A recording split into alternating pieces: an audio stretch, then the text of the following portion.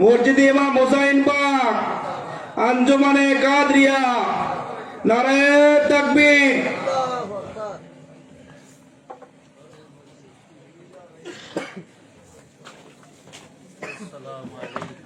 রহমতুল্লাহি ওয়া বারাকাতুহু।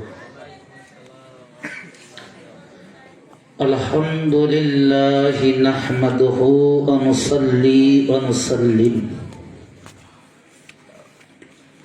আলা রাসূলিহিল ওয়া নবিয়িল আমিনিল কারীমির রাউফুর রহিম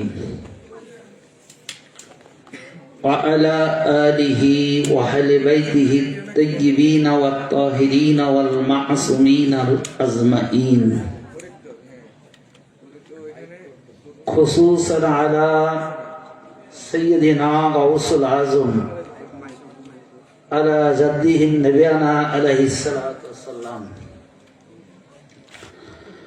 فقد قال الله تعالى في كلامه المزيد وفرقان الحميد: أعوذ بالله من الشيطان الرجيم. بسم الله الرحمن الرحيم. قل لا أسألكم عليه أجرا إلا المودة في القربى. صدق الله العظيم وصدق الله ورسوله النبي الكريم. وقال الله تعالى في كلامه المزيد وفرقان الحميد: إن الله وملائكته يصلون على النبي يا أيها الذين آمنوا صلوا عليه وسلموا تسليما. اللهم صل على سيدنا مولانا محمد وعلى سيدنا شفيعنا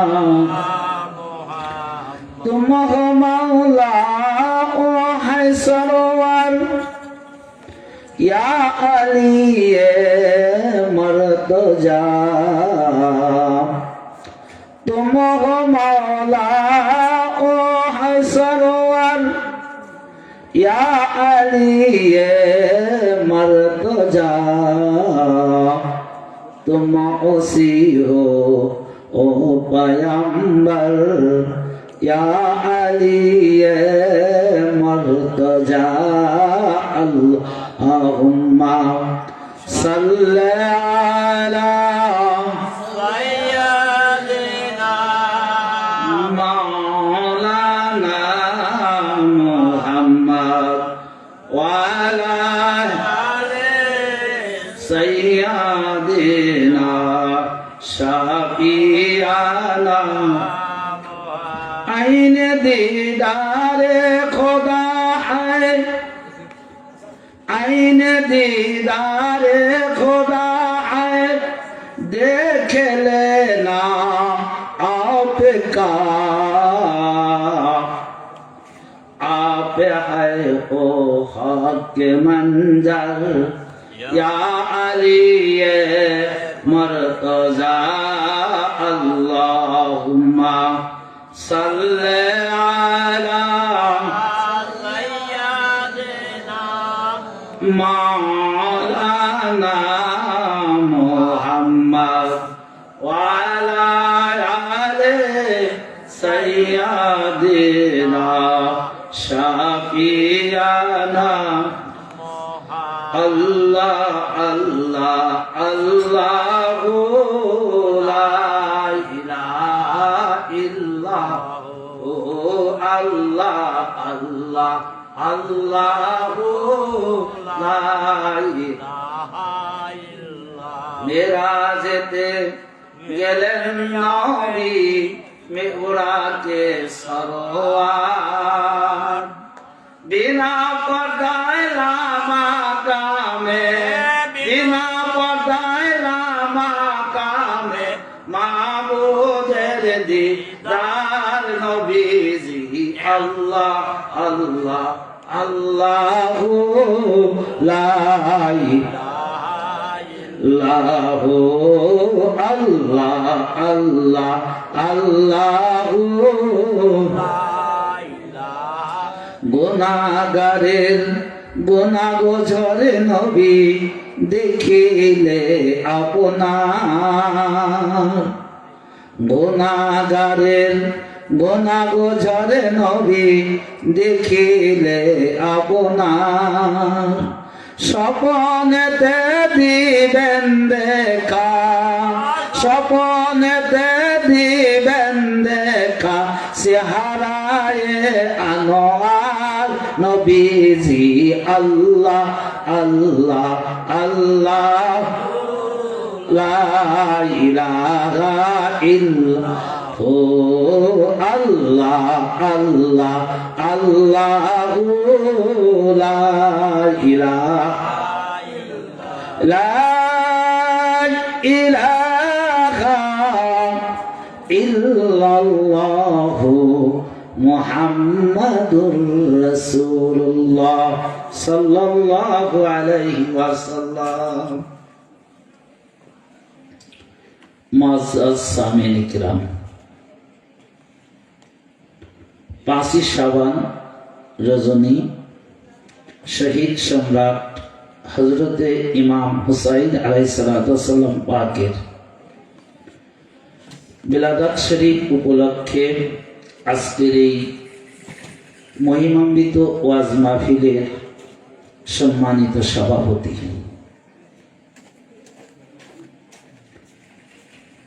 এবং সরদুলাই আঞ্জুমানে কাদিরিয়ার সভাপতি সহ সকল সদস্যবৃন্দ, দূর দূরান্ত থেকে যে সকল বীর ভাই ও বোনেরা উপস্থিত হয়েছেন, আপনাদের সবার প্রতি আমন্ত্রিত ওলামা ইকরাম, পর্দার আড়ালের মা ও বোনেরা এবং লাইভ টেলিকাস্টের মাধ্যম হতে দেশ বিদেশ হতে যে কোনো জায়গা থেকে জানারা আজকের এই আলোচনা শ্রবণ করছেন, সবাইকে জানাই ইমাম পাকের বিলাদাত রজনী উপলক্ষে শুভেচ্ছা, অভিনন্দন, মোবারকবাদ, সালাম। আসসালামু আলাইকুম ওয়া রাহমাতুল্লাহি ওয়া বারাকাতুহু। বা ঈশা হতে শুরু করে অদ্যবধি পর্যন্ত অনেক ওয়াজ আপনারা শুনেছেন। আমি অধম গুনাহগার, আমার না আছে কোনো জ্ঞান, না আছে ভালো আমল। তারপরে ছোট্ট একটি আয়াতে পাঠ খুতবার মধ্যে পাঠ করেছি। এই আয়াত পাঠের আলোকে হয়তো অল্প কিছু সময় আপনাদের মাঝে আলোচনা করব, যদি আমার মালিক মওলা পাক আমার প্রতি দয়া করেন। তার দয়া ছাড়া আমরা বেকার, আমাদের চলার মতো কোনো শক্তি নেই। তিনি যা করাবেন সেটাই করতে পারবো, যিনি যেটা বলাবেন, যা বলাবেন ওটাই বলতে পারবো। অনুরূপ আপনারাও ঠিক তাই। যার ভাগ্যের নসিব ভালো সে শ্রবণ করছেন, অদ্যবধি পর্যন্ত এখন পর্যন্ত আছেন, হয়তো মুনাজাত পর্যন্ত আপনারা থাকবেন। তো আলোচনার প্রারম্ভে আমি একটি মূল ঘটনা, যে সূরা কদর, এই সূরাটার নাম হচ্ছে কদর। এখানে আল্লাহ রাব্বুল আলামিন এই সূরার একটা আয়াতকে আল্লাহ তাআলা নিজেই প্রশ্ন করতেছেন যে ওমা আদরাকা লাইলাতুল কদর, অর্থাৎ আপনি কি জানেন যে আপনি কি জানেন লাইলাতুল কদর, লাইলাতুল কদরটা কি? প্রশ্ন করলেন কে? আল্লাহ। প্রশ্ন করছেন কে? আল্লাহ। আবার আল্লাহ উত্তর দিচ্ছেন যে লাইলাতুল কদরি খায়রুম মিনাল ফিস শাহরি। এখানে কিন্তু একটা মারাত্মক কথা আছে ভাই।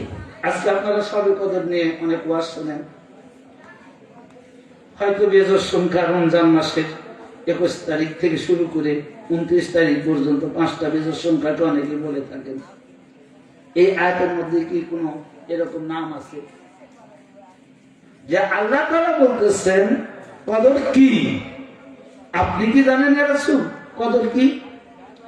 আবার আল্লাহ তাআলা উত্তর দিচ্ছেন যে সবে কদর অর্থাৎ কদরটা এমন একটা রজনী বা দিন, যে লাইলাতুল কদর এমন একটা রজনী যত রাতটা এসেছে, অর্থাৎ এটা দ্বারা বোঝা গেল দিন না, যেহেতু লাইলাতুল কদরি খায়রুম মিনাল ফিস শাহরি। ফিস শাহরি শব্দের অর্থ 1000 মাস। মিন মানে হইতে, খায়রুম মানে উত্তম, অর্থাৎ লাইলাতুল কদরটা এমন একটা রজনী যেটা 1000 মাসের চাইতেও উত্তম, এর অর্থ।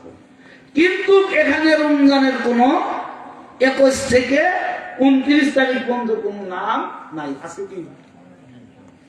আপনারা বলেন আছে? সবে বরাতের নাম আছে, সবে মিরাজের নাম আছে, কোন নাম নেই। কোন রাত কোন নাম নাই, কোন তারিখ নাই, কোন মাসের নাম নাই, কোনো কিছুই নেই। শুধু 1000 মাসের চাইতে উত্তম এই কথাটা আছে। তা এখন এই সবে কদরটা কি তারিখ? যেহেতু তারিখ নাই, নাম নাই, দিন নাই, তো আল্লাহ যেহেতু বলছে অবশ্যই এমন একটি রজনী আছে, তো নাকি না থাকলে তো আল্লাহ বলতো না। যেহেতু আল্লাহ বলেছেন এর মধ্যে কোনো সন্দেহ নেই। তো এখন বের করতে হবে যে এই রজনীটা কোনটা। আসলে কোরআন পাকের এক একটা আয়াত পাকের ব্যাখ্যা আগে চেষ্টা করতে হবে যে আল্লাহ তাআলা আমাদের কোরআন দ্বারা কোনো উত্তর দিয়েছে কিনা। যদি কোরআনের মধ্যে যদি পাওয়া যায় তাহলে তার আমাদের মনে করেন বাইরে যাওয়ার কোনো প্রয়োজন নেই। ইজমা কিয়াস যেটাই বলি এটা আমাদের আর কোনো প্রয়োজন নেই যদি কোরআন দ্বারা পাওয়া যায়। আর যদি কোরআনের মধ্যে না পাওয়া যায় তাহলে অনেক কিছুই দরকার আছে। কেননা তখন হাদিস খুঁজতে হবে, তাফসীর খুঁজতে হবে, বিভিন্ন কিছু খুঁজতে হবে। যতক্ষণ পর্যন্ত আমরা কোরআন পাকে না পাবো, আর কোরআন পাকে পাওয়ার সাথে সাথে আমাদের আর কোনো কিছুই খোঁজার প্রয়োজন নেই যদি কোরআনে ডাইরেক্ট বলা থাকে। তো এখন আমরা দেখবো কোরআন পাকের মধ্যে কি আছে, এই ব্যাপারে কিছু আছে কিনা।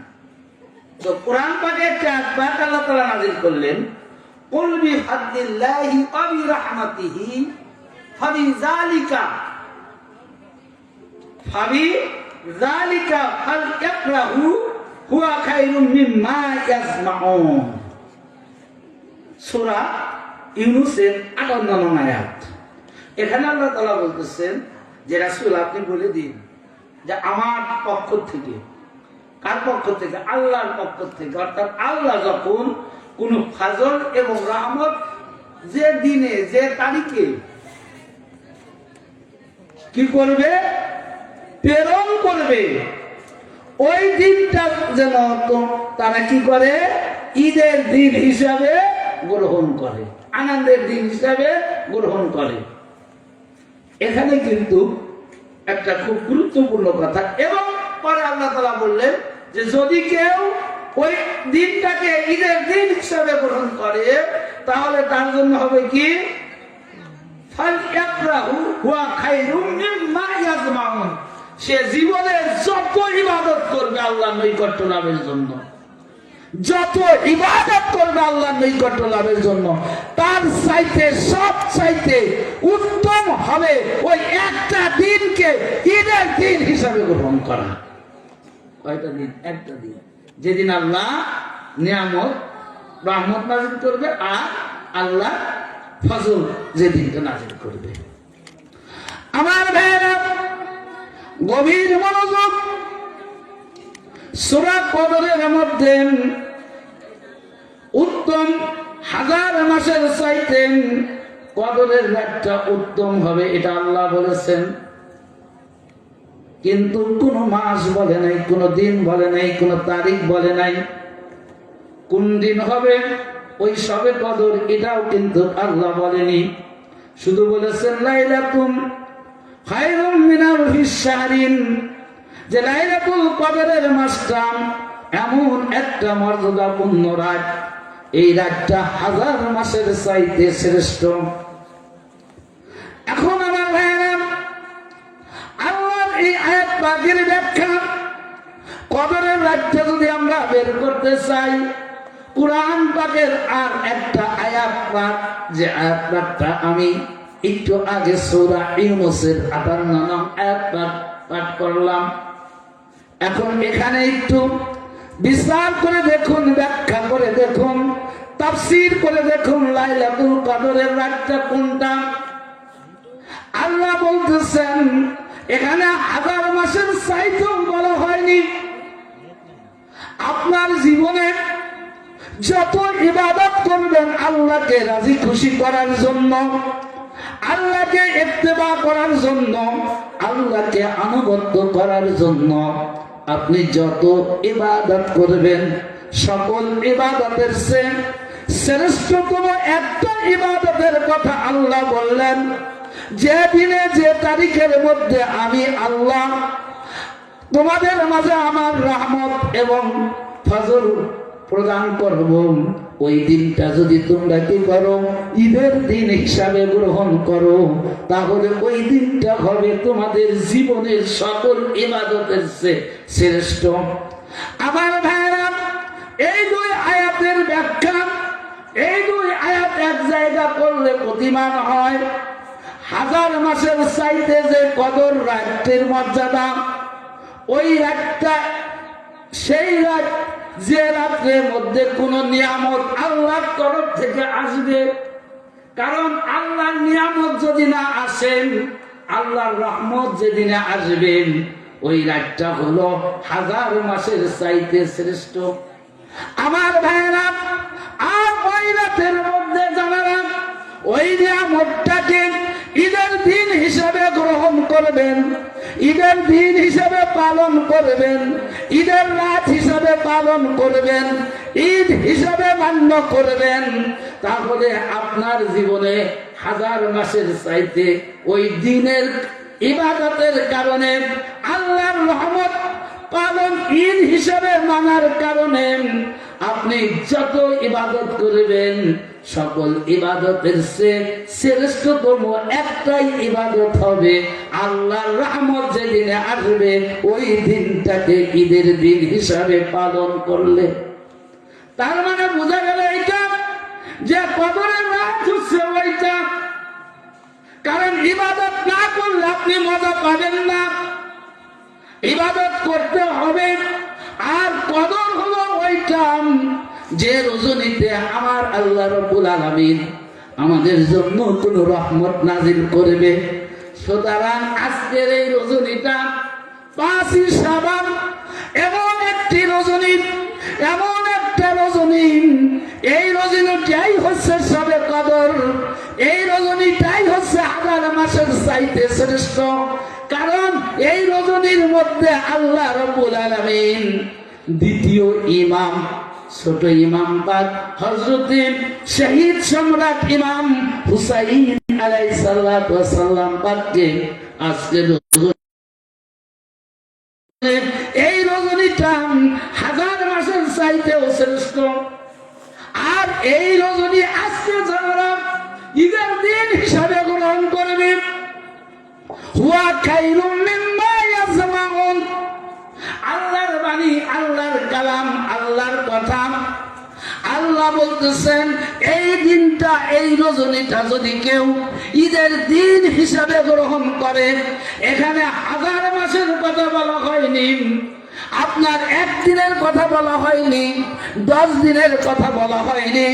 আপনি আপনার জীবনে আল্লাহর রাজি খুশি করার জন্য, আল্লাহর ইত্তেবা করার জন্য, আল্লাহকে আনুগত্য করার জন্য আপনি যত ইবাদত করে যত সওয়াব গুছাবেন, একত্রিত করবেন, সকল সওয়াবের চেয়ে শ্রেষ্ঠতম সওয়াব হবে আজকের এই রজনীটা ঈদের দিন হিসাবে গ্রহণ করলে।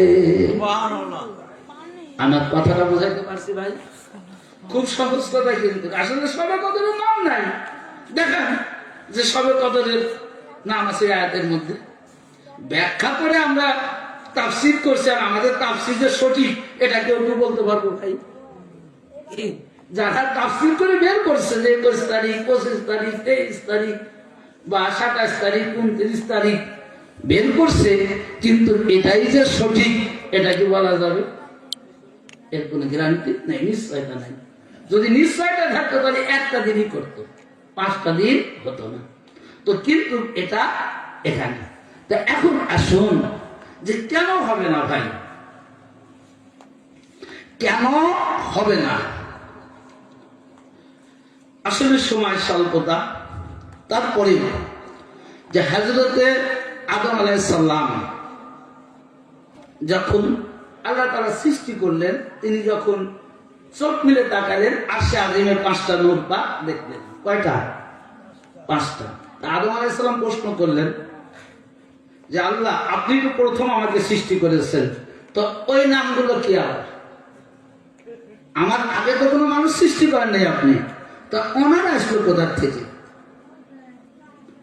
আমার ভাইরা, আল্লাহ রাব্বুল আলামিন তখন বললেন, উত্তর দিলেন যে আদম, তুমি জেনে রাখো, সর্বপ্রথম আমি তোমাকে সৃষ্টি করেছি, এটা তোমার ধারণা, এটা সত্য মানুষ হিসাবে, কিন্তু তুমি যে নাম পাক গুলো দেখতে পাচ্ছ, ওই নাম পাকের কারণেই আমি আল্লাহ তোমাকে সৃষ্টি করেছি। কিন্তু ওই নাম পাকের হাকিকাত শুনে নাও, মারিফাত শুনে নাও।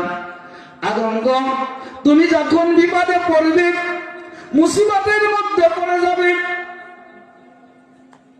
তখন তুমি কি করবেন?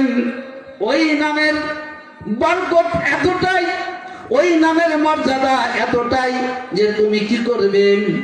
ওই নামের ওসিলা করে যখন তুমি বিপদ থেকে উদ্ধারের জন্য কামনা করবে, আমি আল্লাহ তোমার সকল বিপদ দূর করে দেব। তাই যায়নি? 350 বছর কাটিয়েছিল। আমি ওদিকে যাব না। তার মানে কি বুঝাচ্ছি? এখন বুঝে দেখুন, এই পাক পাঞ্জাতনের 5টা নূর পাকের হাকিকাত, মারিফাত, পাওয়ার দেখুন। সেই পাক পাঞ্জাতনের একটি নূর পাক, সেই পাক পাঞ্জাতনের একটি নূর পাক,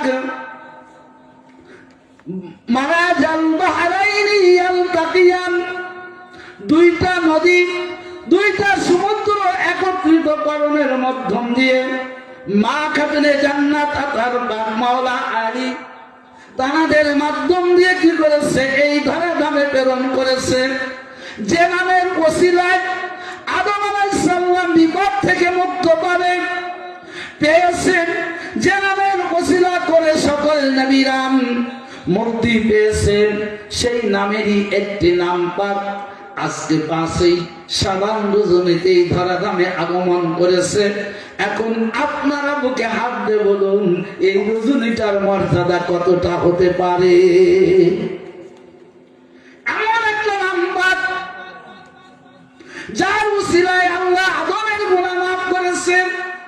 শুধু আদম নয়, যত নবী রাসূল নবীর পূর্বে আগমন করেছেন, প্রত্যেকটা নবী যখন বিপদের মধ্যে পড়েছেন, পরীক্ষার মধ্যে, ইমতিহানের মধ্যে পড়েছে, ওই পাক পাঞ্জাতনের নামের ওসিলা করে যখন আল্লাহর কাছে প্রার্থনা করেছে, আল্লাহ কি করেছে? সঙ্গে সঙ্গে তাদের পরীক্ষায় উত্তীর্ণ করেছে, পাশ করায় আনিয়েছে। শুধু তাই নয়, যখন ইব্রাহিম আলাইহিস সালামকে আগুনের মধ্যে নিক্ষেপ করলো নমরুদ, এত কঠিন ভয়ঙ্কর অগ্নিকাণ্ড ছিল, যেখানে আগুনের এত তাপ ছিল যে কয়েক কিলো দূর থেকে মানুষের শরীরে আগুনের আঘাত লাগছে। আর সেই আগুনের মধ্যে ইব্রাহিম আলাইহিস সালাম আছে, কিন্তু তার শরীরের একটা চুল পর্যন্ত পড়ে নাই। প্রশ্ন করা হচ্ছে, আমার শরীরে কেন আগুন লাগলো না? এত কঠিন তাপ যে আগুন, অথচ আমি ইব্রাহিম এই আগুনের মধ্যে থাকলাম, আমার শরীরের একটা চুল পর্যন্ত পড়ে নাই, দেহ পুরা তো দূরের কথা। তখন গায়েবী ভাবে আল্লাহর পক্ষ থেকে উত্তর এসে গেছেন, তোমার মধ্যে আমার পাক পাঞ্জাতনের নূর পাক থাকার কারণে তোমার শরীরের মধ্যে কোনো আগুন স্পর্শ করতে পারেনি। চিন্তা করছেন? এটা প্র্যাকটিক্যালি দেখা যাচ্ছে ভাই, এরা কি, এরা কত পাওয়ারফুল জিনিস। তো সেই ইমাম পাকের আজকে বেলাগাত শরীফ, তাহলে কত বড় খুশির দিন হতে পারে, কত বড় ঈদের দিন হতে পারে। আচ্ছা, আপনি যদি নামাজে দাঁড়ান, এখন ইমাম পাকদের মর্যাদার দিকে আসেন। আপনি নামাজে দাঁড়িয়েছেন, কিংবা আপনার সামনে কেউ নামাজে পড়ছে, আপনি দেখছেন, তো এখন ওই নামাজির সামনে বা পিঠে বা ডিস্টার্ব করতেছে কোনো বাচ্চা, বালক, ছোট ছোট শিশুরা আছে না এরকম, যে দাদা, নানা, বাবা, বড়রা নামাজ পড়ে, খুব আদরের সন্তান শিশুরা যা পিঠে উঠতে বসতে চায়, নামাজের সামনে টান টান হয়ে কি শুয়েও পড়ে না? পড়ে। তা করণীয় কি? নামাজ ছেড়ে দিবেন? করণীয়, যদি কোনো ব্যক্তি ওটা দেখে তাহলে সরায় দিবে, এটাই কাজ। আর নইলে যদি কোনো লোকজন না থাকে, ফতোয়াও আছে, খালি যে এখন লোকজন নাই, একাকি নামাজের নিয়ত করছেন, তখন তো তার নামাজ পড়তে হবে নাকি? তাই এরও তো ফতোয়া আছে, তখন প্রয়োজন বোধে সে নামাজ ছেড়ে দেবে। যদি এইরকম বেকায়দা হয়, এত অসুবিধা করে শিশুরা, কয়েকটা কারণে নামাজ ছেড়ে দেওয়া যায়। এটা আছে, যেমন নামাজের সামনে হিংস্র প্রাণী, সাপ, বিশ্ব যদি আসে, তাহলে নামাজ ছেড়ে দিবেন। যদি দেখেন যে যায় নামাজের কোনে আগুন লেগে গেছে, নামাজ ছেড়ে দিবেন। যদি কোনো বিপদের খবর আসে, নামাজ ছেড়ে দিবেন। আবার শিশুরা যদি এরকম অত্যাচার করে, ডিস্টার্ব করে, তাহলেও নামাজ ছেড়ে দেওয়া জায়েজ আছে। কিন্তু ছেড়ে দেওয়া জায়েজ আছে, এর অর্থে এই নয় যে নামাজ একবার বাদ দেওয়া লাগবে, তা কিন্তু না। পরে ওই নামাজ পড়তে হবে, এই কাজ শেষ করে তারপরে নামাজ পড়বে, এটা ফতোয়া আছে। আমার মায়েরা, সাধারণ মানুষের জন্য এই ফতোয়া আল্লাহর নবী, দয়ার নবী হুজুরে পাক সাল্লাল্লাহু আলাইহি ওয়াসাল্লাম নামাজে দাঁড়িয়ে গেছেন। যখন নামাজের রুকু থেকে সিজদায় চলে গেছেন, দুই ইমাম পাক কি করলেন? রাসূল পাকের পিঠ মোবারকে উঠে বসলেন। আল্লাহর নবী নামাজ পড়ছে, কার হুকুম বলেন তো? নামাজ আল্লাহর হুকুম, ফরজ ইবাদত, তাই না? আসর কত বাজে করে ফরজ নামাজ, এটা ফরজ নামাজের কথা আসছে। তাহলে নামাজের না কেন? ইমামতি হচ্ছে, নামাজ আদায় করছে, নামাজের না কেন? আমার ভাইরা, যখন নামাজ সিজদারত অবস্থায় আমার নবী জমিনের মধ্যে আছেন, হুজুর পাক চেষ্টা করলেন ইচ্ছা করলেন ইমাম পাককে নামিয়ে দ্বিতীয় সিজদা দেওয়ার জন্য। আমার আল্লাহ রাব্বুল আলামিন আমার নবীকে ডাইরেক্ট জানিয়ে দিচ্ছেন যে ইয়া রাসূলুল্লাহ, ইয়া হাবিবাল্লাহ, হুজুর আপনার পিঠ মোবারকে আমার ইমাম হাসান হুসাইন তাদের ইচ্ছা মতো উঠেছে। তাদের ইচ্ছা মতো, কেউ বলে দেয়নি, কেউ উঠায় দেয়নি, কেউ চাপিয়ে দেয়নি, তাদের ইচ্ছা মতো উঠেছে। ইয়া রাসূলুল্লাহ, ইয়া হাবিবাল্লাহ, হুজুর যতক্ষণ পর্যন্ত ওই দুই ইমাম তাদের ইচ্ছা মতো না নামে ততক্ষণ পর্যন্ত আপনি সিজদা উঠাবেন না। আমার ভাইরা, নামাজ ফরজ নামাজের নিয়ম, এত বড় সূরা পড়া যাবে না, এত বড় কিরাত পড়া যাবে না, এক ওয়াক্ত নামাজ আর এক ওয়াক্তের মধ্যে চলে যাবে। যদি এই রকম বিধান থাকত তাহলে ফজরের নামাজেও কোরআন খতম দিত, একবারে ঈশার নামাজ শেষ করত, তাই না? যদি এরকম বিধান থাকতো, কিন্তু কথা এটা নাই যে এত দীর্ঘায়িত করে নামাজ পড়া যাবে না যে এক ওয়াক্ত নামাজ আর এক ওয়াক্তের মধ্যে চলে আসবে। তার মানে কি, যে নির্দিষ্ট সময়ের মধ্যে ফরজ নামাজ শেষ করতে হবে, এটাই হলো ফতোয়া। আমার ভাইরা, আল্লাহ বলে দিচ্ছেন ইয়া রাসূলুল্লাহ, ইয়া হাবিবাল্লাহ, হুজুর আপনি সিজদা উঠাবেন না, উঠাবেন না, উঠাবেন না।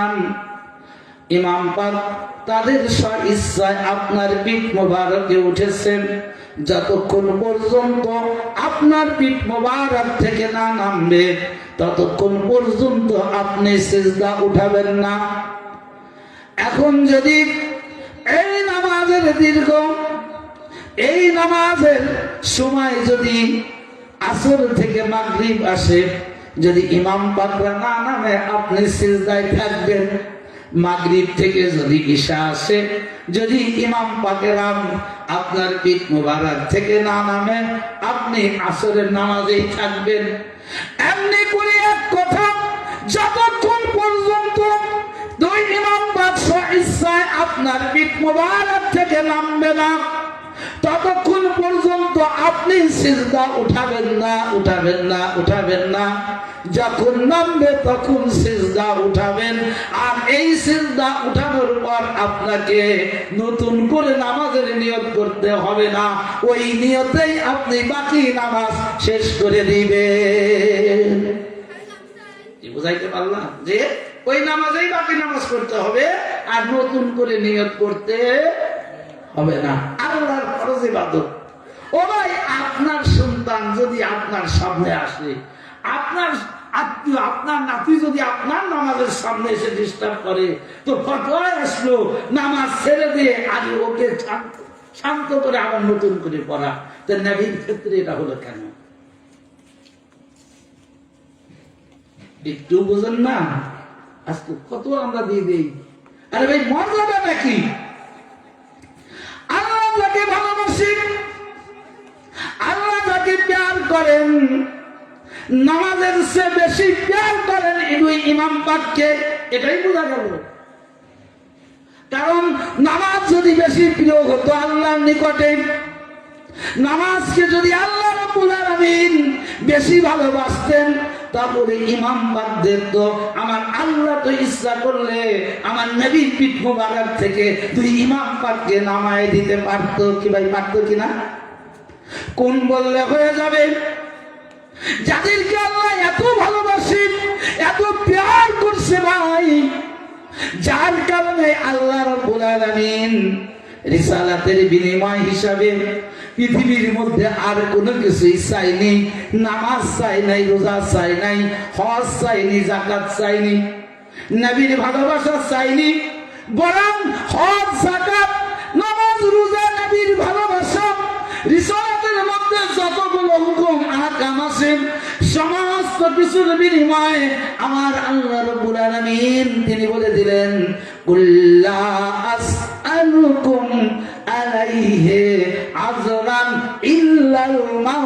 হাদ্দাতা ফিল কুরবা। ইয়া রাসূলুল্লাহ, ইয়া হাবিবাল্লাহ, হুজুর কিছুক্ষণের মধ্যেই আপনার সাহাবা রিসালাতের আজরান দিতে আসবেন।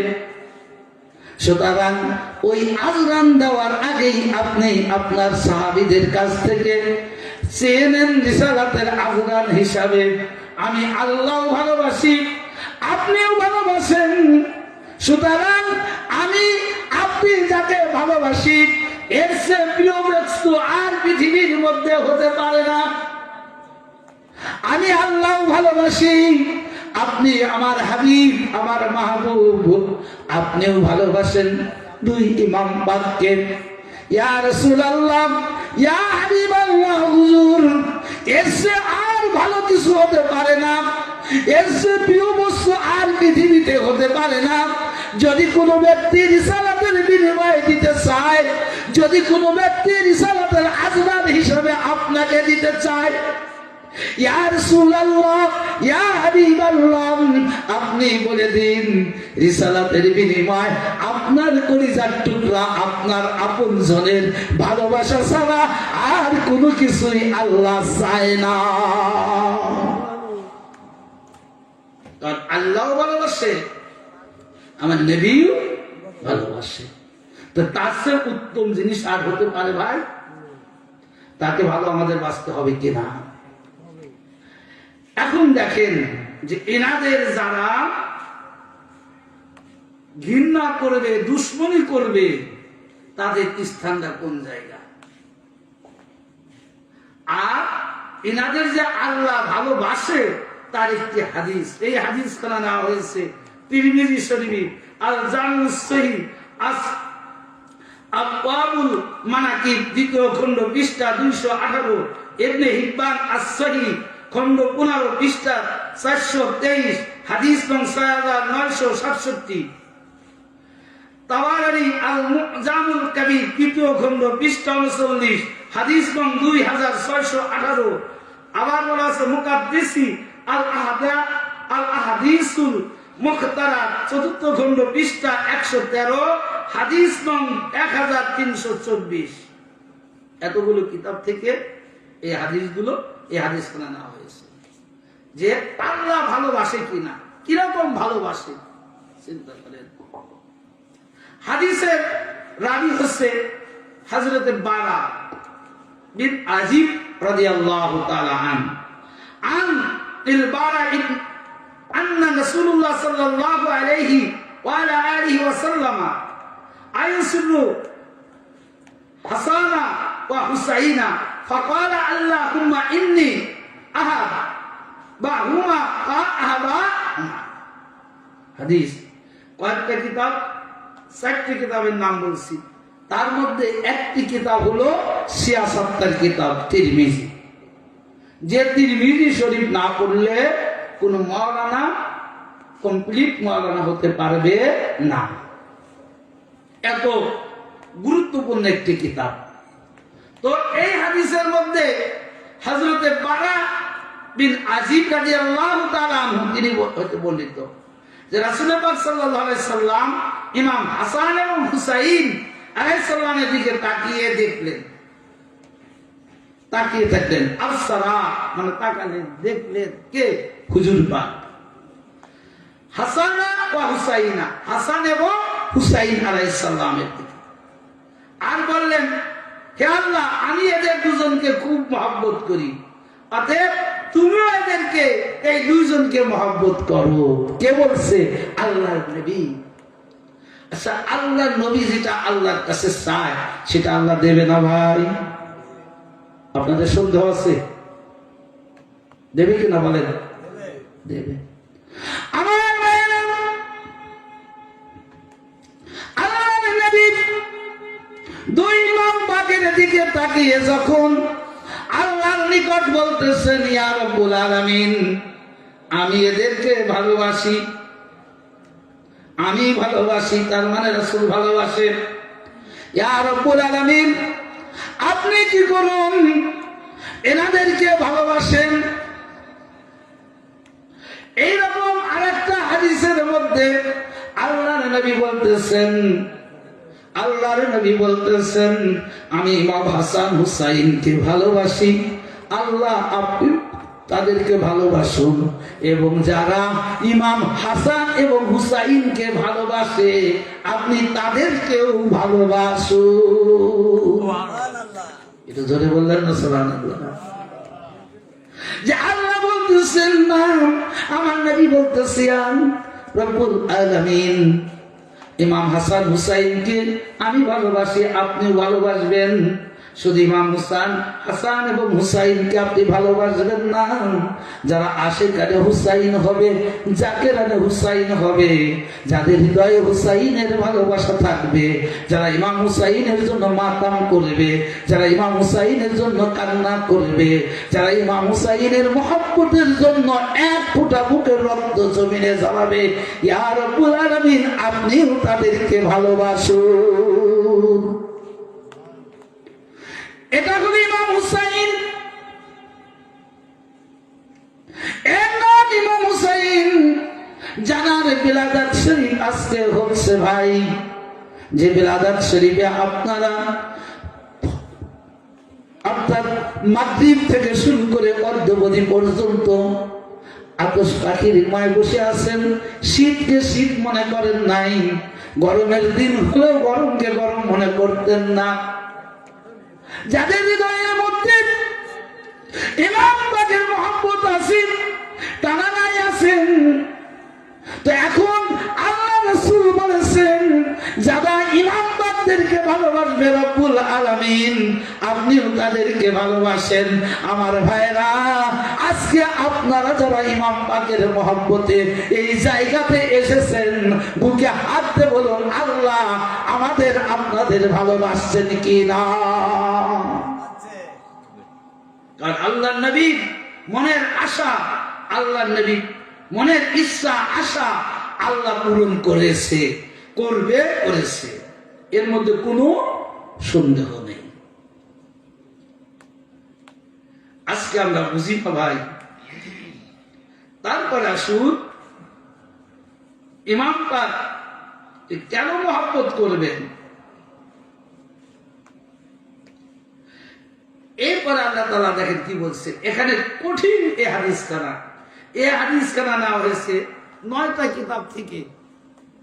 তার মধ্যে বুখারী আছে, নাসাই আছে, তিরমিজি আছে,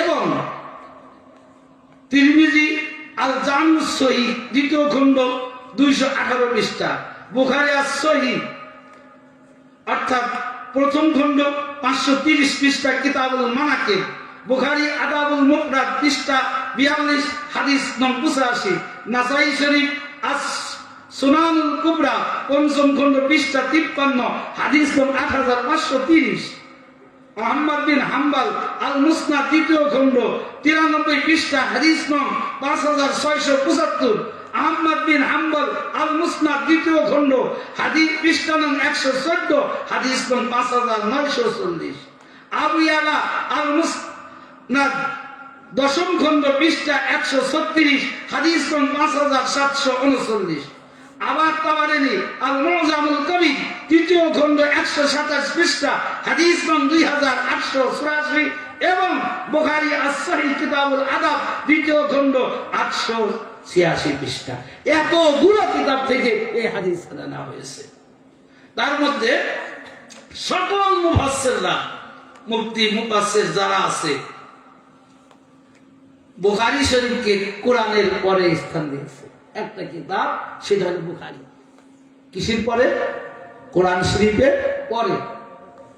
যে আগে কোরআন, তারপরে কি? বুখারী। তো সেই বুখারী শরীফ থেকে হাদিস কানা এসেছে। হাদিস কানার দাবি হচ্ছে ইয়ালা বিন মুররা হতে বর্ণিত।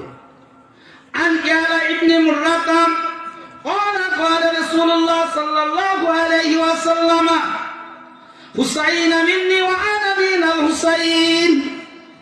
এই হাদিসটা আজকে শুরু থেকে প্রায় অধিকাংশ বক্তাই বলেছে যে আমি হুসাইন হইতে, হুসাইন আমি হইতে। হয়তো আপনারা মনে করেন যে আমরা ওয়াজ শুনি না, না শুনি, যেহেতু পাশেই বসে থাকে, আপনারা একটু কষ্ট করে শোনেন, আমরা একটু আরাম করে শুনি, এইটুকু পার্থক্য। ওয়াজ আমরা শুনি, প্রত্যেকটা বক্তা প্রায় আজকে এখানে যারা ওয়াজ করেছেন শুরু থেকে, যে এই হাদিস খানা অধিকাংশ বক্তাই বলেছেন। আমার ভাইরা আরো বলতে পারবে যে আসলে বলেছে কিনা। তো বলতেছেন আল্লাহ নবী যে হযরতে ইয়ালা বিন মুররা রাদিয়াল্লাহু তাআলা আনহু থেকে বর্ণিত, তিনি বলেন ক্বালা রাসূলুল্লাহ সাল্লাল্লাহু আলাইহি ওয়াসাল্লাম হুসাইনু মিন্নি ওয়া আনা মিন হুসাইন, অর্থাৎ আমি হুসাইন হতে, হুসাইন আমার হইতে। আচ্ছা, এখন আমি এই যদি বলি, এই শেষ কথাটা বলবো যে আচ্ছা, রাসূল পাক থেকে যদি হুসাইন হয় আর হুসাইন থেকে যদি রাসূল পাক হয়, তাহলে এই দুইটা দেহের মধ্যে কোনো পার্থক্য আছে? আপনারা বলেন পার্থক্য আছে?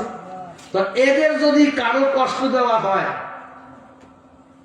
যে কোনো একজনের ধরেন যদি কষ্ট দেওয়া হয়, তা আরেকজন কষ্ট পাবে কিনা? জোরে বলেন, পাবে কিনা? আমার ভাইরা, আজকে জানাবেন কারবালার জমিনে ইয়াজিদকে নির্দোষ বলতে চায়, ইয়াজিদকে কাফের বলতে চায় না, ইয়াজিদকে ভালোবাসার কথা বলতে চায়। খালি এই হাদিসটাই দলিল, ভালো করে বুঝুন, ভালো করে শুনুন। ইমাম হুসাইন আলাইহিস সালাতু ওয়াস সালাম থেকে যদি আমার নবী হয়, আর আমার নবীর থেকে যদি ইমাম হুসাইন হয়, তো ইমাম হুসাইনের গায়ে যদি আঘাত লাগে, আমার নবীর গায়ে আঘাত লাগবে কিনা? আমার নবীর গায়ে যদি আঘাত লাগে, ইমাম হুসাইনের গায়ে আঘাত লাগবে কিনা? আমার ভাইয়া, ইমাম হুসাইন আলাইহিস সালাতু ওয়াস সালাম পাকের দেহের মধ্যে যতগুলো তীরের আঘাত লেগেছে, প্রত্যেকটা তীরের আঘাত আমার নবীর গায়ে লেগেছে। ইমাম হুসাইন আলাইহিস সালামের কলিজায় যতগুলো আঘাত দিয়েছে ওই কাফের বেঈমানেরা, ওই ইয়াজিদেরা আমার নবীর গায়ে প্রত্যেকটা আঘাত পঙ্খানু রূপে লেগেছে। সুতরাং তারা কখনো মুসলমান হতে পারে না। ইমানদার হওয়া তো দূরের কথা, কালিমা যদি 1000 বার কোটি বার পড়েন, কখনো তারা মুসলমান হতে পারে না। যারা আমার নবীর গায়ে আঘাত দিচ্ছে, যারা আমার নবীর কলিজায় আঘাত দিচ্ছে, যারা আমার নবীকে কষ্ট দেয়, আমার ভাইরা, তারা কখনো মুসলমান হতে পারবে না। কারণ যে নবীর কালেমা পড়েন মুসলমান হতে হবে, সেই নবীর কলিজায়, সেই নবীর গায়ে যারা আঘাত দিচ্ছে, আপনারা বুকে হাত দিয়ে বলুন, তারা কি মুসলমান হতে পারে?